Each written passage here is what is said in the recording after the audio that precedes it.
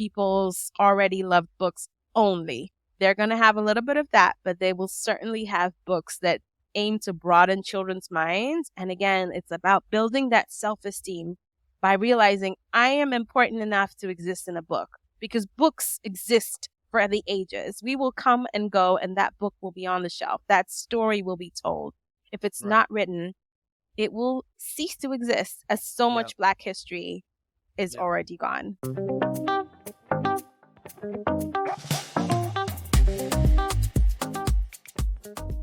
Hello and welcome to another episode of the Family Man Building a Brand podcast. Today we have a special guest, someone I've known for over 25 years, all the way from the Gambia, a true globetrotter, Emily Joof. I'm going to tell you a little bit about Emily. Emily is an African diaspora author, education expert, a wife, and a mother of two beautiful children. She writes children's books and stories with a focus on inclusion and diversity, which have been translated to Swedish, French, and Wolof, and she's published about 12 books and many more in the works. Welcome to the show, Emily. We have a lot to discuss today. Welcome. Thanks Emily. for having me. Super excited to be here. Hi. Thank you for coming on. We appreciate it. Definitely. Today's going to be an exciting stuff. Like I mentioned to you guys, I've known Emily since I was probably 13, 14 years old. So this is like an evolution of human beings going from whatever you'd call that, junior high, whatever it is, in different parts of the world, becoming adults, becoming parents, becoming entrepreneurs, and just family, man, woman. So it's going to be an interesting to find out about all the exciting stuff that Emily's doing now. And she has some really exciting things that I didn't even mention in the intro that she's doing that we're going to finding about today. We're going to dive right into it. So Emily, tell us a little bit about your childhood. I had a really joyful childhood. I'll start off with that. I was born in Lagos, Nigeria, and we quickly moved to Belgium, where we stayed for a couple of years, then went to Paris, then back to Nigeria, and we lived there till I was 7. And then from the age of 7 to 17, I lived in the Gambia, and then I left and spent most of my time abroad, and now I'm pushing 40, and I just came back to the Gambia. Moving around a lot, experiencing different people, picking up languages. I would say that my childhood was full of discovery, and I have an older brother, and he was always my favorite person because he was like a constant amidst all the shift in my life. Definitely. Okay. Yeah, man. And don't forget to shout out James. No, we can't. Yeah, we can't shout out James, man. But still, you know what's like? This is an intriguing interview for me as well, too, because for the listeners listening in, Emily says that she has an older brother, and this older brother became a brother of mine through Cecil as well, too. So for her to say he's been a constant, I can see how your older brother really played such a great role in your life. For him being consistently there throughout all the movements and all that stuff. But man, just the heart that guy has, the smarts, the wits, the care that he has. I would say you're lucky to have your older brother as such, and even your younger brother, man. Again, Cecil's known you guys since 13. I knew you guys for a short span. I met you guys through us doing business, but it's like there's always been a place in my heart for you guys, for the Joof family, because you guys are all just so friendly, special, and all that stuff. So I had to throw that out there just for the audience, just so they can know. Exactly. Shout out Hanan, man. My guy out there, man. Thank you, guys. That's so sweet. It's so true about showing up. For most of our adult life, he's been living in LA, and I've been like 6 hours apart, but we still talk every single day. He checks in, so the distance doesn't affect the strength of the relationship, and that teaches me a lot about how men can be, how they can show up, the emotions that they can bring. So yeah, that was a defining relationship. You've been all over the place and you speak all these. So how many different languages do you speak? So fluently, I speak English, French, Swedish, and Wolof. So that's 4. And I have some really basic Spanish. It was really good before, but once I learned Swedish, it started to push it out of the way. Now, how easy was it? Because you lived in Sweden for how long? For 10 years. Oh, wow. Okay. I didn't even know it was that long. Because I'm like, how was it easy learning Swedish? I have a pretty good ear. And when we went to Sweden, I did the language classes for about a month, and I was like, this is not me. And so what I did was I was teaching in a preschool, And kids have this really wonderful ability of speaking slowly, of pointing when they mean something, cup, and they go cup. They don't mind repeating. And so I picked up the language pretty fast. But I do have an ear for languages. And the more languages, the easier it is to pick up others, because languages come from different families, right? Having French makes me understand a little bit of Italian and Spanish. And it was the same with Swedish. So it wasn't that bad for me. But if you ask my husband, he'd have a very different answer. I'll probably be like him, because I don't like French because of my experience in high school. And beautiful language. And when people speak it slowly, I tend to understand based on just high school. But just languages, but for me, interestingly, I think I'm better equipped as an adult to pick up or learn languages than I was as a kid. Most people will say that as kids, you pick them up faster, which might be true. But for me, I think if I set out to learn a language now, my brain is more mature to understand what's going on. And it's funny because I'm well versed. I have the same ear, Emily, and it's fast for me to catch on to languages. Not even being born in Sierra Leone, but I understand and can speak Creole. I understand my mother's village language, Timni. I can speak fluent Spanish, fluent English. And I think it's all because I was raised by my grandmother that was brought here from Sierra Leone to come and raise me while my mother worked. And the only way to communicate with her was to learn Creole and speak that and to understand Timni. Because when she would go off, she's going off in Timni. If I didn't really understand it, then I'm at a loss. So yeah, same thing. But Emily, I'm curious to know, tell me about your family setup, because this is interesting. You told me about your siblings and things of that sort, and how you're well traveled and you've lived in so many different places in such a short time span. Tell us about your family setup with your parents in regards to siblings, and also personally in regards to your husband and your children, if you can. Yeah, sure. My dad had a career as a diplomat. He's retired now and he's a full-time grandpa. It's the best job of his life. But so we were really privileged. You only realize this now as an adult, but our parents' generations were part of building up their nations, because Gambia got independence in 1965, for example. And so that is the reason why our family moved around a lot. That's the reason why we speak French. So my mom is Malian French. She worked as a teacher and educator her whole life. And at home, we spoke French. So it is actually my mother tongue in a weird way. And so I have two brothers, one older, one younger. And I'm 7 years older than my middle little child, brother. baby, let's go. So it's, yes. So he's very all much three of the us baby. Like, he has my heart. So everywhere, most places I've lived, my little brother has lived, because he is always where I am. So I've got lots of love for him as well. And in terms of my newer family, so I have my husband, Charles, and I've also known him. He's from the Gambia. We went to school together when we were like 7. So I've known him for a long time, known his families and his brother. He has 3 brothers. So we're quite close. And I have 2 kids, Ella, who's 10, and Louis, who's 6. And they are fantastic. They have been the spark that have enabled me to evolve, because I thought I was like a Pokemon. I thought I had peaked. Dream job, this is me. And then motherhood just stretched me out and showed me that I had so many more abilities and so much more in me to give. So that's my immediate family, but I'm African, so I have a lot lot more family that I love. Right, we know that. It's aunties, 11 cousins, uncle and aunties. Exactly, cousins, everyone. So we're all, I guess, well familiar with the big family influence and raised by the village, because it's true, raised by the village, because where we lived in Gambia was probably about 5-10 minutes away from Emily, and then Emily's neighbor. It's funny, Emily's neighbor and I went to school in Sierra Leone, so I knew him in Sierra Leone. And then obviously when I came to the Gambia, found out they were cousins and they lived next to each other. So it was like one big family. If I went to one person's house, I could just scale the fence, go to the next door, and anybody would feed me.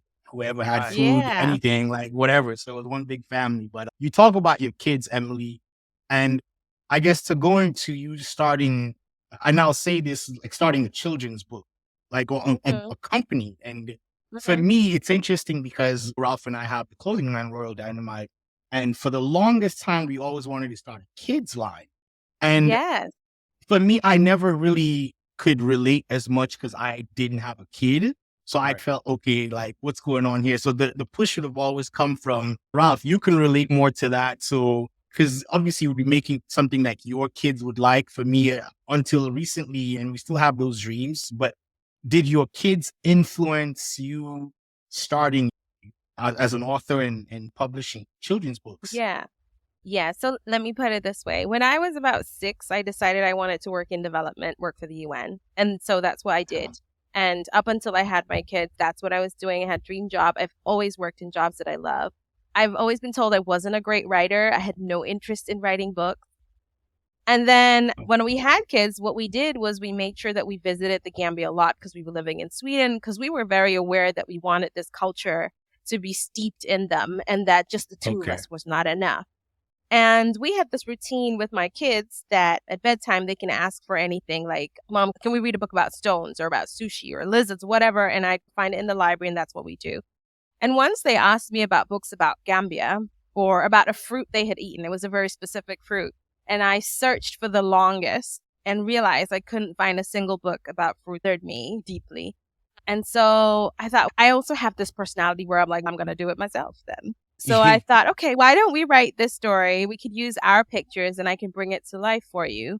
And so that's what I did. And one day I was just lying down and I thought, actually, more people deserve to see themselves. I know Gambia is tiny, but there are so many fruits that are not apples, pears, and oranges, and they simply do not exist in books. If I want to know what's native to Japan, I could probably find it, but less so what's on the African continent. So those were some of the thoughts floating around in my head. And what I did was, once I wrote this story and I hooked onto this, I thought, let me send this story to publishers. Maybe they just don't have stories. So I made a list of all publishers in Sweden and I sent them my story. And the moment I got a no from all of them, I said, okay, then maybe I'm going to have to create my own company to publish it by myself. And so I started doing that. And so it's one thing led to another. I never wanted to be a publisher. I never wanted to be a writer. I just wanted the story to exist, right?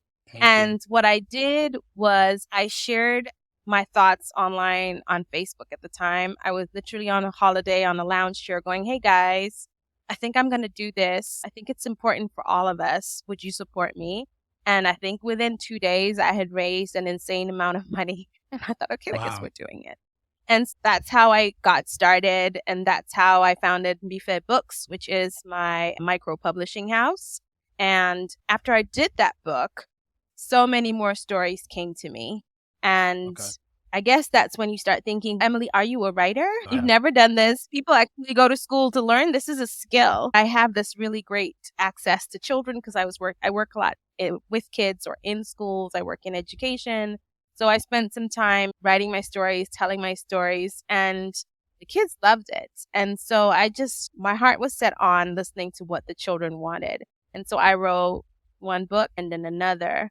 And as much as I published myself, I also thought it's really important for me to reach further because publishing is a very insular and snobbish industry. Right. Okay. Wow. As a child, if somebody tells you you're a writer, like you don't imagine someone that looks like us. It's not even like one of the careers. We're going to be policeman, fireman. We're just like writer. No. Doctors, lawyers. Yes. Makes sense. Yeah. Yes. Those were the options. And so I thought, well, what can I do to go mainstream? I need to change this, like the landscape in Sweden. Because truly, there was next to nothing there. So that's how I started on this journey of sending my scripts to them. And so now I'm also signed in Sweden. So they publish some of my books.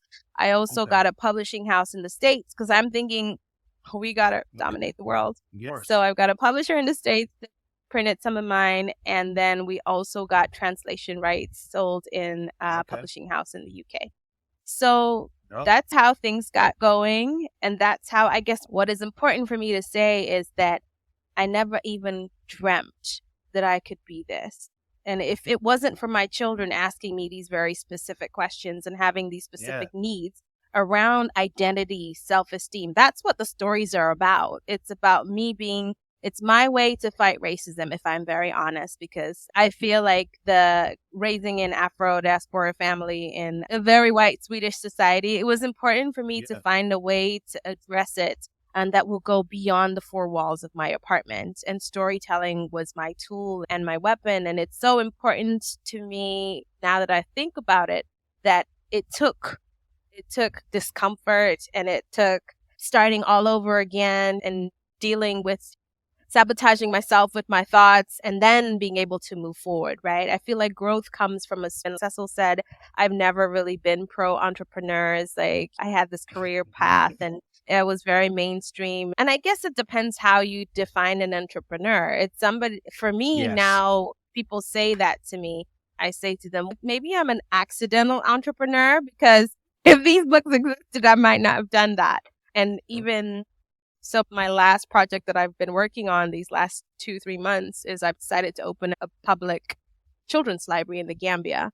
We have very few. And again, it's one of those things where I just jump head first. I don't know the first thing about libraries, library system, cataloging books, but I trust my ability to learn, and I trust my ability to get my community to show up for me. And so these are some of the things that motherhood has brought on my lap that I never dreamt would be there.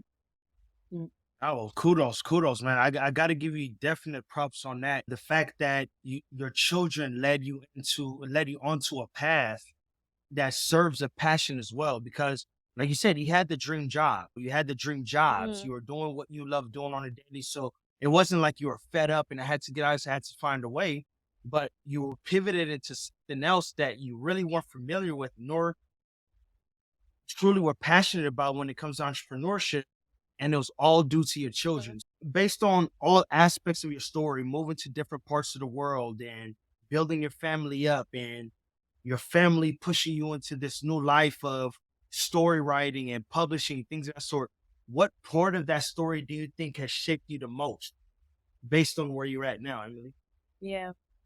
Especially when I'm able to look back, I think truly it's like you said, it's listening to the children's voices is really something that strikes me at the heart, because funnily enough, through my work, I work on education projects or development projects. And one of the things we really try to do is get children's voices heard, right? We want youth parliaments. We want student groups in school. And it's not something that translates in your family in the way that it has in mine. Like, we made family decisions together. Like when we moved from Sweden to the Gambia, it wasn't just my husband and me going, okay, this is what's best. We sit and we discuss with them all the time. And so they're always aware of what I'm doing when things are hard and when they're good. And so their ability to share their opinion is really important to me, because they know a different side of me than who I am. It's a really weird thing, because they don't know mom before mom.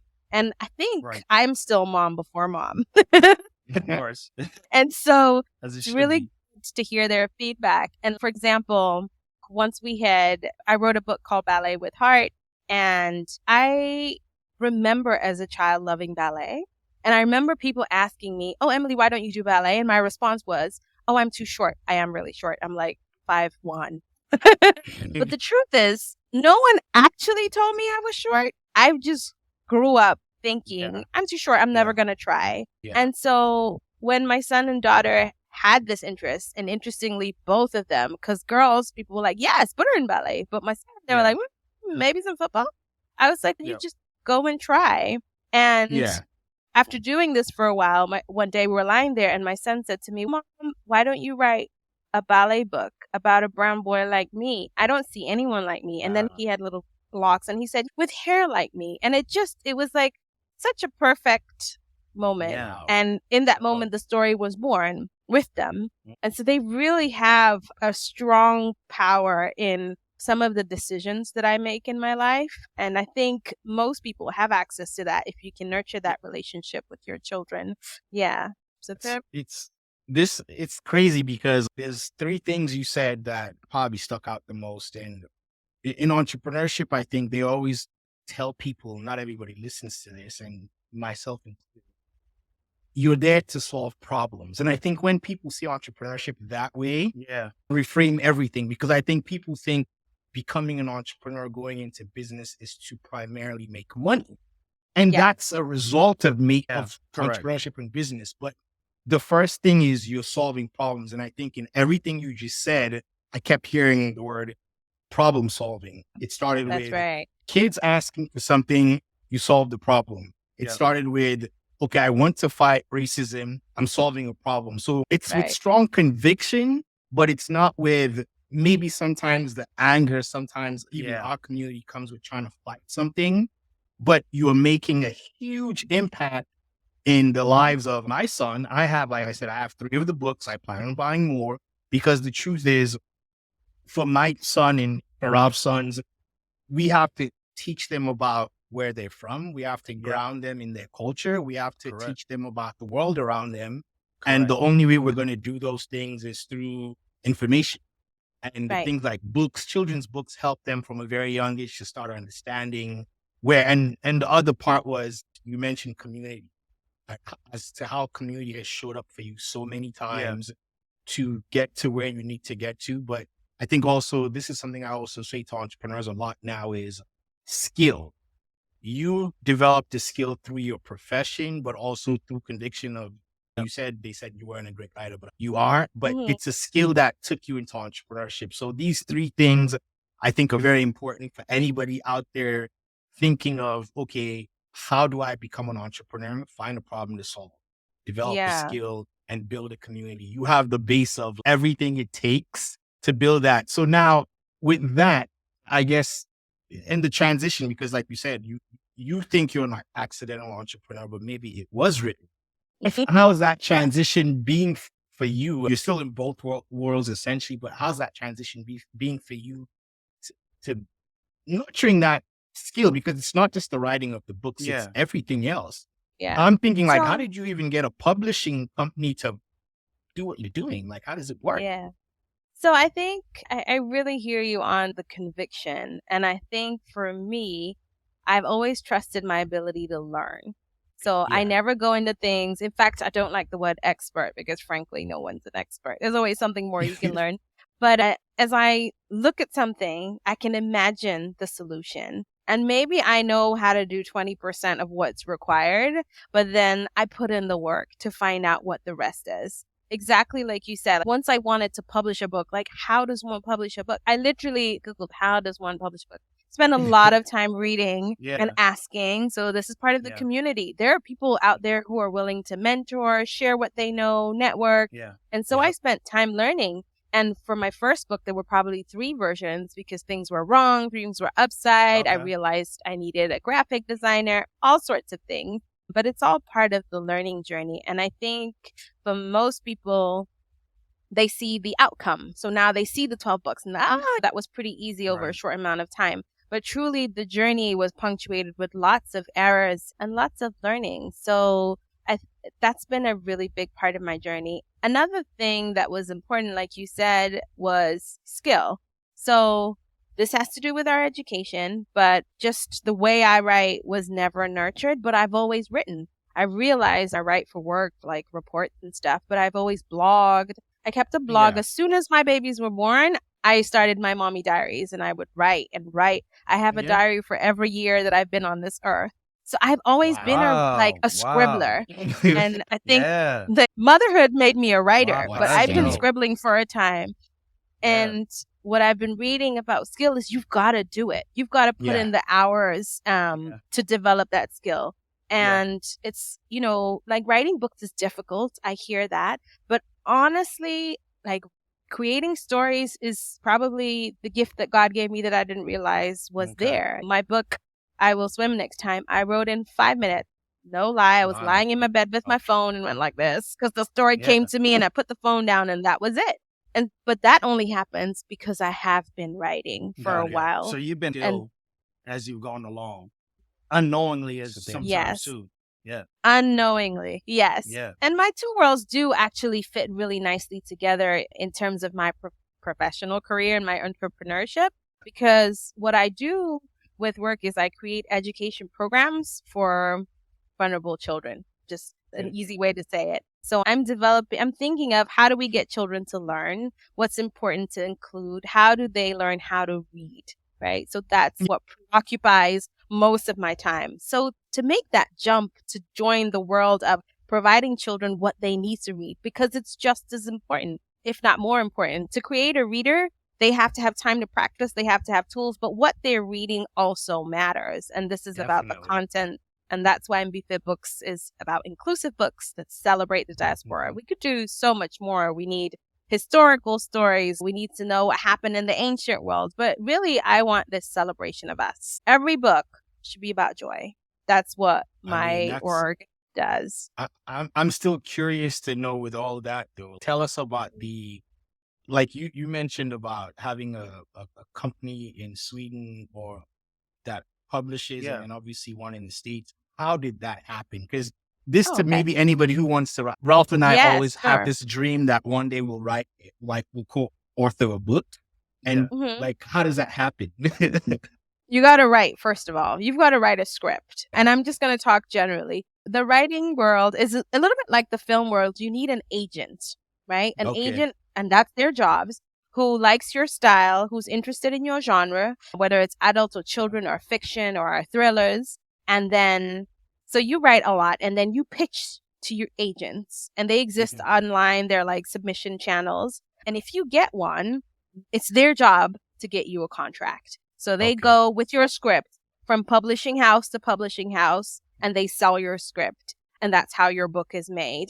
But there's other ways, like there's hybrid publishers where you can basically bypass an agent, give them your script, but then you pay. Oh, that's what I forgot to say. There is no money exchanging in the first process I just explained. The agent works for free for you to sell the book. And when the book sells, then all of you get paid. So that's the way it is. Nice. And that's why it takes so much time as well. But that's the traditional route. Then you have the hybrid where you can pay them and they it can be 50-50 and they produce the book. And then from the sales, you get profits. Those are the hybrids. You can also self-publish, which is what I did, where you are everything and everyone. And their websites, like Amazon has this entire service for self-publishing that's free. You pull up your scripts, they will help you get an ISBN, and then they will print on demand. So that means when someone clicks to buy your book, Amazon prints and sends it to them.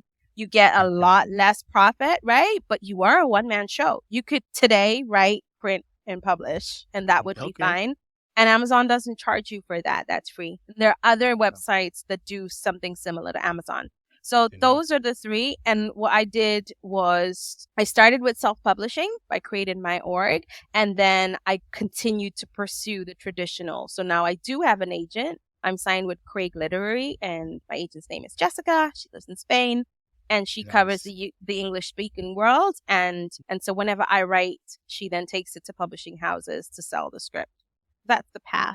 And I'm open to taking questions like after this podcast if people want to get in touch and ask a little more bit more about that. I'm definitely happy to share that knowledge. Yeah, we'll make sure that they definitely get your contact, because this is something that's going to be important. Yeah, because I think that's you explained the three, and I think it's important for people to know that these things exist, especially as entrepreneurs, to know that, hey, you don't have to get to the traditional, which is, it's like making movies. If you wanted to make a movie or whatever, you start doing whatever you need to do. And then eventually you're going to get to the traditional path, which is where you're going to get a bigger platform, but it starts with just doing. And I think you started with doing. And they really value that, because when they're looking at your work, they check, well, does this person have an online following? Like, what does their reach looks like, if you've already got something out. So they actually, I think it really does benefit you if you are already on it, create your social media, like think about your brand. What do you want to represent? And that's really important,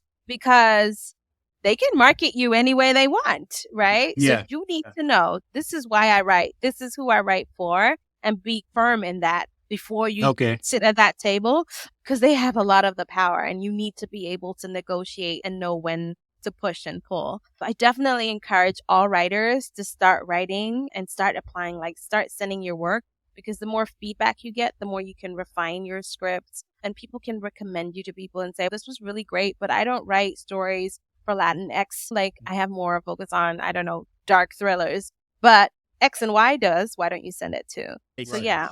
And that's dope. What you said was very key. And I know you did bring up that you had errors. I see that you've obviously had to create contractual relationships with multiple people, publishers in the States, publishers in the UK, publishers in Spain, or agents in Spain, things of that sort. What are some of the challenges? Because a lot of people hear this, Emily, and it sounds great, and it's something that they definitely would want to step in on. And we actually speak on this. A part of our entrepreneur journeys framework is making sure your social media is on point, making sure all of these things are on point as you building the brand. What are some of the challenges that you face when growing this? The more you grow, the more relationships you have to build, the more you have to produce, the more you have to write. What are some of those challenges? Right. Yeah, so that scope, that is the challenge because I was doing that as well as a full-time job and I'm doing a PhD and being a mom. So it's, I think, understanding where you can outsource some of these things. So I at some point I thought I don't need to learn how to be a graphic designer, but I can cultivate a really good relationship with one and they can come in on all my books. I also outsource things like proofreading, distribution. So I used to like actually mail out books myself. So some of the challenges is really understanding where do I need to keep my head at, my focus on, and what are the other things that I can recognize people are good at this. This is their 9 to 5. I can just outsource and know that it will be the quality that I want it to be. Yeah. And another thing is the learning aspect. It's very easy to say, go to social media and build a brand. Actually, you need to learn what is my brand? Yeah. What do I stand for? And then make sure that translates visually because a lot of people think it is, but it isn't. I think taking time to learn when you have all this energy and gumption and you're like, I'm going to go was a little bit of a challenge because I'm very like, oh, I'm going head first. So often I will do and find, okay, this doesn't feel right. And then take a couple of steps back. And I'm also quite good at taking feedback. So whenever someone will tell me that doesn't speak to who it is that I know you are, then I will roll the tape back. But to be fair, if you want to appeal to a global audience, you also have to think that they have other cultural norms and references that are not yours that will seep through. And so you really have to think big at the same time as you're focusing on who am I? That has always been really hard for me in the way that my scripts translate in the US, for example, because I've never lived there. I visit, and the weird thing is I sound kind of American. So everybody thinks, yeah. But then I send the script out and then it's edited and it comes back to me and I can't relate to it because I don't have those cultural references. And then you have to be certain with yourself. Am I going to move forward? Because that's an entire continent that will relate. Or does it matter to me? Those are decisions. Both are correct. There is no right or wrong. But you need to reflect on those things quite deeply. And for me, for now, I say I'm not trying to be a successful author. I'm trying to be an author that my kids are proud of. So every book they must be proud of. That's what really matters to me in my writing. And that's what guides my decision making on whether to go this way or that way, whether the kids dress this way. And it can be little things like language or the images. But for picture books, especially because the visual is there, you have to be quite certain about what your compass is in order to make the decisions. Right, man. But listening to you speak, Emily, is like, it fills me with a sense of pride because I'm like, yo, Emily's giving like this Bible about being an entrepreneur. And she probably doesn't even know it because everything you're saying is what I think someone wanting to make the transition. Because I'm not necessarily going to say a young person. It's just someone wanting to make a transition into entrepreneurship has to understand that these, like you're talking about branding, and this is something Ralph and I spend a lot of time. It's even in the name of the show and whatever. It's like your brand, how it's perceived by the outside world, how it's perceived by your niche, by your audience. And you have to be very specific with who that audience is, because I think when we started RD, I think we had that challenge where we thought we could sell to anyone. And you start realizing selling to anyone is more difficult than if you were to sell to one person, or that one person has at least 1,000 people that think and feel like them. But now I'm here trying to sell to 300 million Americans or whatever the case might be. And it's too difficult for that to happen. So as you're saying all these things, but then you said something where you are trying to make your kids like proud of what you're doing. So but in making them proud, I think that strong conviction is what leads to success, because it goes back to this ideology, which I know you and I sometimes have always had. It was like, where it's like people become entrepreneurs or go into business because they want to make money. And Yeah. I would say there was a time I thought like that, not necessarily saying you go to make money, but it's okay. That's why people want to become entrepreneurs, because they want to make money. But then I had to learn that, okay, you will make money. Don't get me wrong. Maybe you won't. But if you're solving a problem and you have strong conviction about what you're doing and you've kept saying, improving, learning, and making sure you evolve, then you will get to the success that you want, because it's not easy, but just hearing you talking, I'm just like, damn, she's like literally just laying it all out. I think the money thing is definitely on the, like, you hit the nail on the head. Because I wanted to work in development, I have never been about making money. In fact, I'm horrible at making money. And so for me, being an entrepreneur was definitely a business person. But actually now I've redefined it in my head as an entrepreneur. It's a problem solver who's unafraid to walk their own path. And I'm so proud as a reluctant entrepreneur of this journey. And like you said, so I've always said I want to keep my children to be proud of me or proud of the books. And then one day my daughter, I think she was maybe 6, she turned around and said, "Mom, but are you proud of you?" And I thought, I haven't even thought about that. Like, these are some of the moments that, like, they direct me. And I thought, actually, I am. Even though I do this because I think everybody needs this, like, I'm outward facing. But the truth is, I am so proud that there is a Gambian book that features Gambian children. And I was able to translate it into 4 languages. And I knew absolutely nothing about publishing. Yeah, like, pound my back. For real. That's dope. Yeah. Massive. So next level. So congratulations. Yeah. I don't think I'll be rich until maybe I get like Harry Potter sales, but damn, I am successful in this. We're going, hopefully this show and many more things you do leading on to that path to that Harry Potter, because I think that this is the journey. This is the journey that, I mean, J.K. Rowling's, I have this quote in one of my blogs about how many times she got rejected before they even picked up her book. And it's just, it's mind blowing, but it's the path. And she never stopped. She just kept going because she believed in what she was doing. She had a strong conviction again to what she was doing and believed that there was an audience. And I've watched the movies. I haven't read the books, but I remember from high school, all our friends just gushing over reading that book every day they came to class. And I'm like, what are you guys talking about? And I think the two of you have also really excelled in your perseverance and in your journey, because I remember the two of you as one of the first. Like, now a lot of people do this branding with the shirts and like Ghana, but you guys have been doing this for years, literally more than 10 years. And what I love is this evolution to, like, from selling t-shirts. Now you've got podcasts, you like discuss finance. And I thought to myself, it takes a whole lot of perseverance to keep going at your goal, but also to morph, to shape based on what you're learning and what it is that you're trying to achieve. And I really value that. And I think I'm mirroring that experience in that as much as I write books, the more I want to do. Like, now I want to start a library, and goodness knows if anybody comes at me, I'll definitely make a movie. A little cartoon. Exactly. And we would love to see that movie. I would love to, because as you watch movies like The Wakandas and even Woman King and all these things, because there's certain movies I even see on Netflix about the continent, the African continent. I'm like, I don't want to watch this. But then there's certain ones I see, I'm just like, I want to understand this history. I want to understand this story, because it's not necessarily always history. It's just, for sure, is it present day? Because take your books, for instance, as I read them with Kenzo, I'm just like, we're living in the moment. If this gets, and it's visual. So the same thing, if you take it and put it in a movie, it's present day.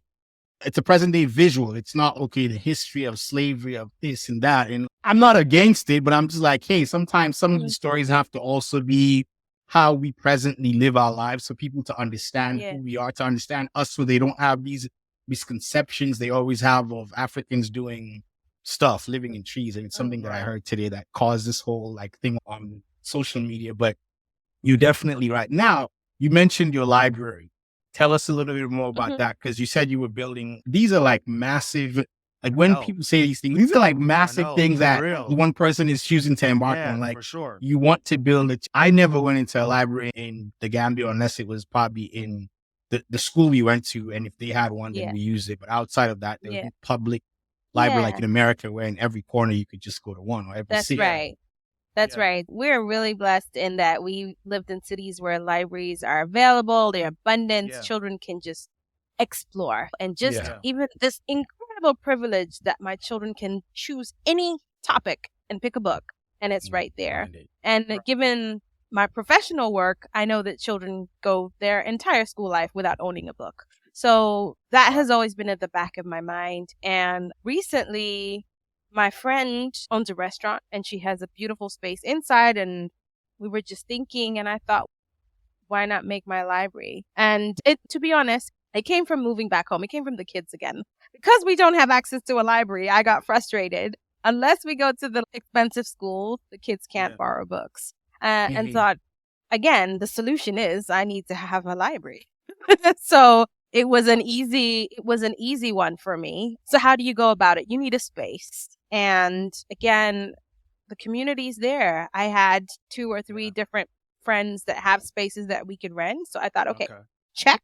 And then I thought, then we need books. So I got my learning hat on. Like, how do people actually get books for a library? We need grants. So started making lists and applying for grants. You can also get donations. There are lots of book donations, and you have to pay for the shipping to get here. You can contact publishers, like these huge traditional publishers. They give away books. So most of them don't give away within Africa because it costs too much to freight. So I was like, if you send it to my brother's house, I will freight it. I'll get it. For sure. So his house is my warehouse, and the books are flooding in. A lady, I messaged her online, and she was like, yeah, I've got 1,000 books. Would you like them? I was like, yes, please. So the books are flooding in. I have been working on this for a month and a half, and we probably have enough books to open. So next we need to learn about the library system, the cataloging. So I've been asking around, and I have found ex-librarians who have a little bit of time on their hand who are willing to teach me, and then I will teach. I know how to teach and I know how to learn. We don't need fancy software. Excel can log books, and then we just need to check in, check out. I need to create cards for the kids. It's free. The library will be free to access, and that's literally all we need. The next step, however, is reading, because in Gambia, even the richest in society have books, but we don't have a culture of reading. So what I want to do, and this ties in really nice with my actual work, is to train young people to do read alouds, to encourage children to read and sound out and do phonics. So we will literally have a little library box, and we will head out to spaces, schools, parks, villages, and read. And that's what we're going to do. And we're, so that's what I'm working on. Super excited. Crazy, man. So I also know this because I know you have, and Ralph, I'll say this quickly because she's talked about the library. I know you're doing like a fundraising online. You're going to get us the information so we can drop it in like the show notes. So that way, when this podcast publishes, there would be the information in there for people who do want to donate.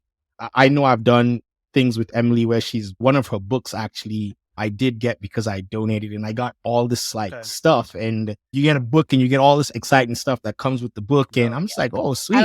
Yeah, exactly. So you're going to get goodies, and not just probably, okay, I donated to, but you'd be donating to making a huge impact in the lives of kids in the Gambia. And hopefully this will even open the eyes of other people in other parts of West Africa and the continent to say, hey, I could do this. And Emily's outlined how she went about doing that. And like she says, you can always call her or email her or something. Because one library is not enough. Really what I want is a network of libraries in every single community. So I don't want to do this alone.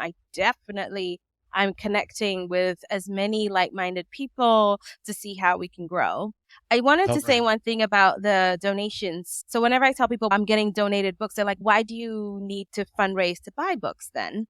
Truth is, this library will have the same profile as my company, inclusive, diverse books. I want children to access books from everywhere, but I really need them to see picture books that look like themselves, novels that capture our experience. And the truth is, we've had this diverse book movement in the last maybe 5 to 10 years. So the books are out there, but they're so new. I know that's not what people are going to be donating. And our kids deserve the good stuff. So our libraries will have African authors. They will have African illustrations. They will have books that celebrate feminisms. And like entrepreneurials. We have so many books. Black people Yes. basically at some point in the last 5 years were like, okay, we're gonna serve our community now. And I need Exactly. those books on the shelf. It's really important that our children don't go up. They can read about Peter and Jane like we did, but they also need to learn about Kofi and Fatu, and that's just as important. And so the library is not gonna be one of those with, so we have Next to to be Emily really Joof, there will be Charles Dickens. Oh yeah, definitely. Just like that. Yeah. dude. Man, I got so many questions because it's like, it's so intriguing. But I want to piggyback off of what you said now in regards to having this library, and that library is not enough. That library is in one city, one village, inside of one country, on one continent. We have so much more to do. And a part of the entrepreneur's journey, the framework is mindset, then building the foundation of the business, then going into launching the business, growing it, and then mastering. I'm going to ask some questions in regards to framework and mindset and things that sort. But as far as mastery now, do you have plans of really expanding this past this one? If you do have plans of doing so, how are you wrapping your mind around expanding this and taking this great feat to the next level? Yeah. Yeah. So again, I know that I'm not enough. So what I did is I created a foundation and brought smart people on the board that will help me with this growth mindset. In terms of reaching, in the beginning, my idea is that the library has a physical space, and the next big like lump of money that we have, we will get a van so that the library can be mobile. So that in itself extends the reach and the potential for the project. I'm also reaching out to other people who I know are starting libraries. I've got a friend starting an adult library that also has exactly the same core as me in terms of inclusion and diversity. And I just heard of 2 more people. One has a Pan-African library in the Gambia, and she's really awesome. And somebody else who's also delivered. So what we need to do, and I'm doing some work with our actual national library to renovate it and bring it up to speed. What we need to do is we need that web so that the books that we have can rotate. The trainings that we do can be done jointly. And that's my initial plan in terms of growth.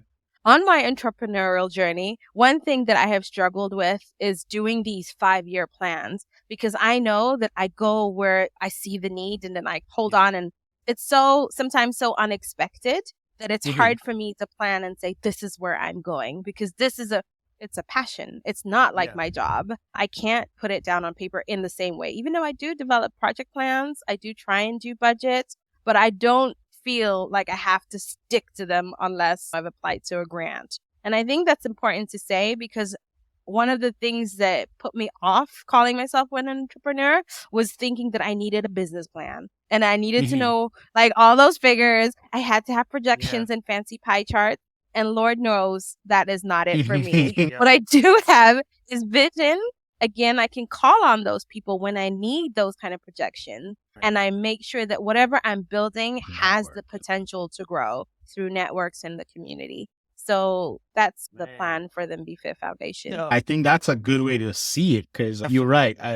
That's one of the problems Ralph and I are trying to solve with the podcast. And we want to build an online education platform to help people with these kinds of things as it pertains to business, like their foundation. And like you said, not every entrepreneur is going to know or is required to know about like pie charts and financial. They'll tell you like anything in your household, you're going to understand about certain things, but it could be your husband's responsibility. You're going to know your kids have to clean their room, but you're going to tell them. You're not doing it for them. You're going to show them, but eventually they have to do it. So it's the same way in entrepreneurship, where initially, okay, I need the money. I need to figure out how much I need, but I'm not going to be sitting there every day looking at bottom lines and all these things, because I have a bigger picture and I need to get to the big picture. So I think that's something that a lot of entrepreneurs need to think about and figure out how they're going to use a network to get, because if you can't do it all, then you need people or you need resources and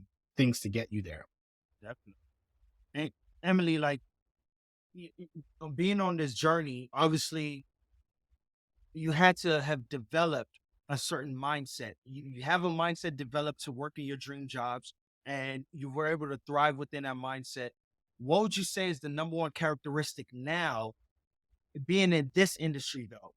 What's the number one characteristic that you feel has led to your success as of now? I know you have a world of success ahead, but being in this industry, what's the specific characteristic that's leading to success as of now?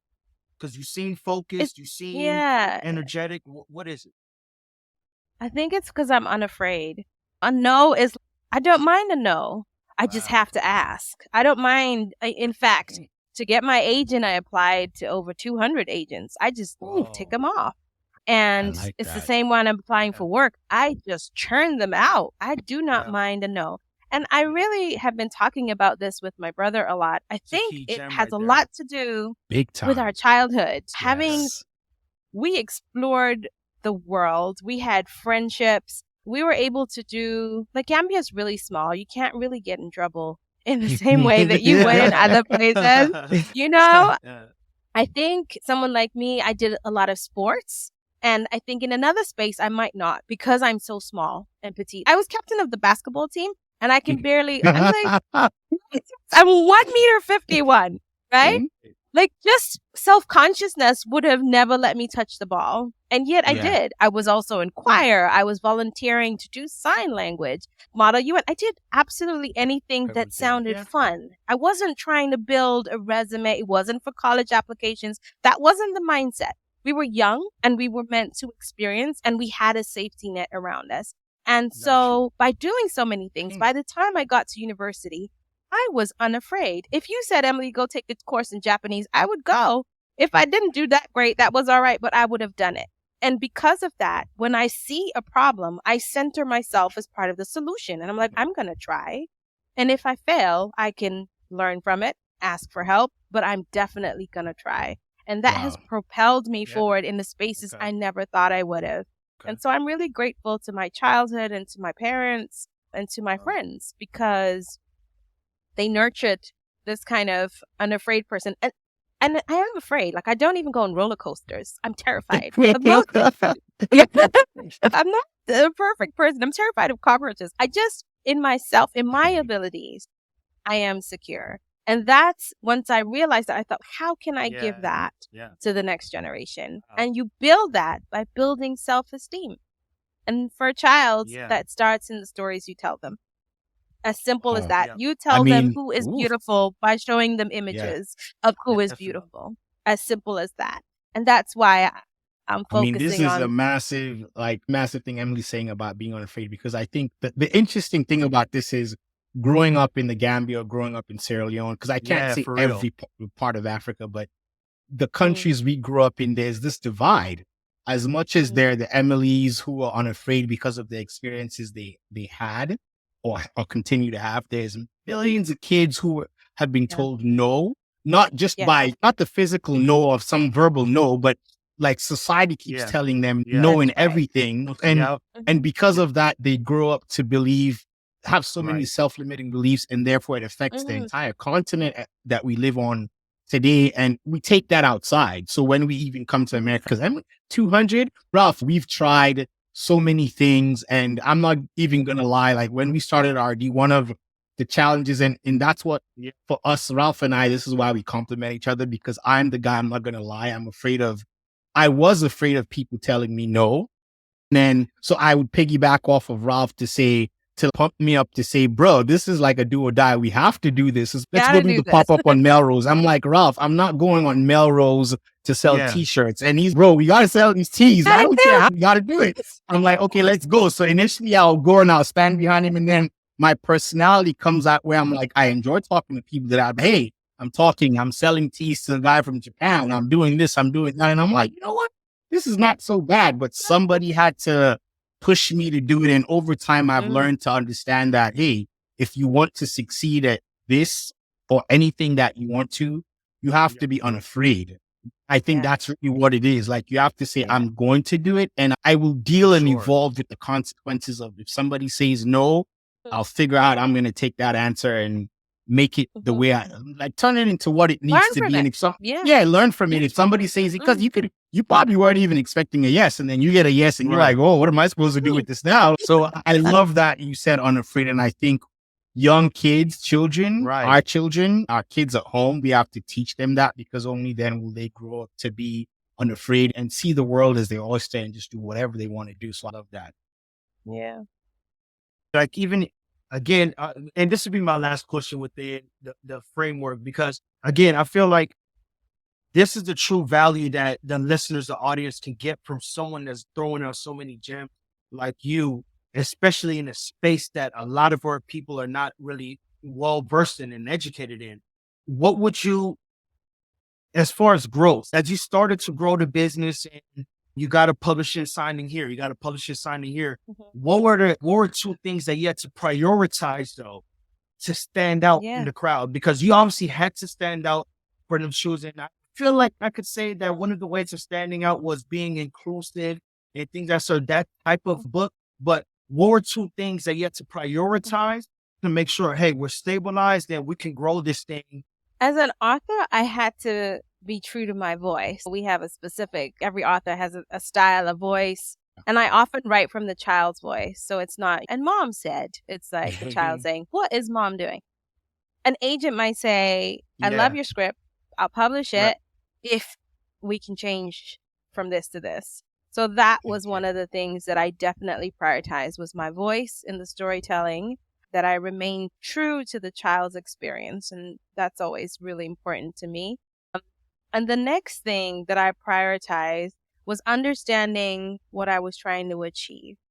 Because the truth of the matter is, I have been offered publishing deals that I've said no to, because I feel like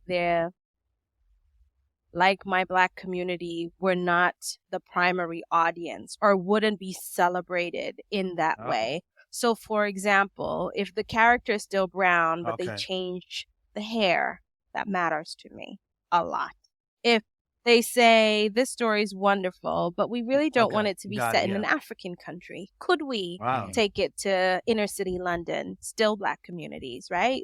That matters to me. So with growth, again, understanding my center, my core, my why was really critical, because I was growing as a person, as a brand, even when I was turning down opportunities to grow in terms of exposure and possibly money. So I think those are the two things that I had to prioritize. And I had to learn sometimes the hard way, because you don't assume. I don't know enough.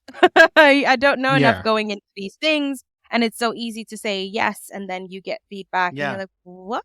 I didn't quite understand that characters were going to change. Or names. Like, names are really important to me. My character in the book Superhero Princess her nickname is Thandi. So people often assume that it's Thandiwe, which is a South African name. But the truth is, it's Luntandi, which is a Malian name, because that's where my mom's from and that's my great-grandma's name. And I have gotten the question, why don't we switch? South Africa is a huge population. Thandi Newton, and then again, I would actually say no, because I love the exposure South Africa's getting, and I want West Africa to get it the same. Our names are powerful. Our names carry so much weight in history, and I have a Christian name. I love it. I'm proud of it. But all the women before me also had names, and some of them I don't know because they weren't written down. So I am going to write our names down. So, Powerful. Definitely. That just showed me that, like, staying true to yourself is really where it's at. And Cecil and I talk about that all the time. Like, Emily, even in regards to our social media, in regards to this podcast, it's always our true selves, and we stand on our standard. That's right. We don't fold because something may get us a big hit. Let's say there's one thing, Cecil, that goes against what we really want, but it'll get us more views on the podcast. No, we stay within ourselves. And I think it was key that you told the audience that, because it's something that a lot of people will fold upon, because they're probably in survivor mode or whatever it is, and they got to get to a result. You know what, man? I can get this contract in Japan. Change it from brown to, a beige. Change it from the Gambia to Sweden. No, stand on what I'm getting from you is stand on what you really believe in, and you will get the result you desire. And I've talked you this can with, get a result, with other writers, that you can be proud of. So some are thank you for maybe that. less I say my head's in the clouds. They're like, sometimes you have to give a book to get that exposure. Like, you give it to them, let them change, let them make it mainstream. You get that success, and then you can have more decisions. And that is also a path that's available to some people. If you can manage that, I say there is no shame. Go do you, as long as it feels good to you, right? I think it's important to say that, because it is it's not an inclusive space, writing. It's really hard to get published. So if you're faced with that tiny window of a door opening, think of your options, is all I'm saying. You say that, the first thing that came to my mind was the DMX song where he said, I sold my soul to the devil and the price was cheap. And it's like, if you're gonna put, it's almost like you're saying, if you're gonna sell your soul, you gotta don't just sell it. Please. Get something back for it. That's not a good example, but the song was just in my mind. He said that, but it makes sense. And I think you've given so many good gems. So now, like, I'm going to get to the point where you talked about all these things. Tell people where they can find you, because we've talked about the brand. So now they're going to want to know where they can find you. They probably Google your name, and you're Googleable, but tell us where they can find you. That's always fun, Google. Yeah, so my website is www.mbifebife.com. Bife is Bambara. It literally means I love you. What does that mean? It means I love you, because I've gotten into this work as a project of love for my kids and all the children out there in the diaspora that I hold in my heart. On my website, you will find summaries of my books, my blog, etc. I'm on all social media, Instagram, Twitter, as Mbife Books as well. I'm not hyper social, but you can find my stuff there. It's the same. It's Mbife Books. So on Instagram, at Mbife Books. But do you have any new books, like upcoming books that the audience needs to look forward to? Because we have parents here, so they're probably looking to, hey, maybe go check out the 12 books she's already written on Mbife Books. So let's not skip that. But any upcoming books? There's a Superhero Princess is coming out soon in English. It's out in Swedish already, but I'm so excited it's coming out in English.